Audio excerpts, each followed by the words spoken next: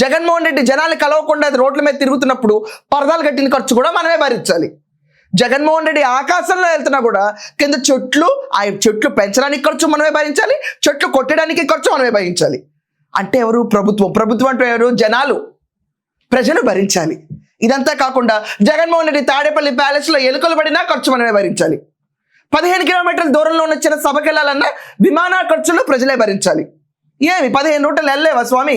ఇప్పుడు చూస్తే కిలోమీటర్లు వెళ్తా ఉంటాడు ఈయన అపోజిషన్లో ఉన్నప్పుడు. అదేమన్నా మామూలుగా విమానంలో వెళ్ళిపోవచ్చు కదా. నేను వెళ్ళను, నేను ఇప్పుడు మాత్రం రోడ్డు మీదే వెళ్తా. అప్పుడు వెళ్ళొచ్చుగా రోడ్డు మీద ఖర్చు తగ్గేది.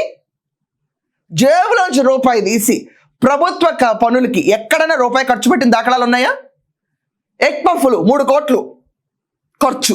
ఏం తిన్నారు అంత పఫ్ఫులు అంటే ఏం అర్థం ఉండదు దానికి. ఏ పర్యటనకి వెళ్ళినా జనాల ఖర్చు, లోటస్ పాయింట్కి వచ్చినా జనాల ఖర్చు, ఎలహంక ప్యాలెస్కి వెళ్ళినా జనాల ఖర్చు, మొత్తం ఖర్చు జనాలదే. ఒకవేళ మనం పవర్లోంచి దిగిపోయాం అనుకోండి, మామూలుగా ఎకానమీ ఫ్లైట్స్లో ట్రావెల్ చేస్తూ ఉంటాం, ఎందుకంటే ప్రజలు లేరు కదా మొయ్యటానికి ఇప్పుడు.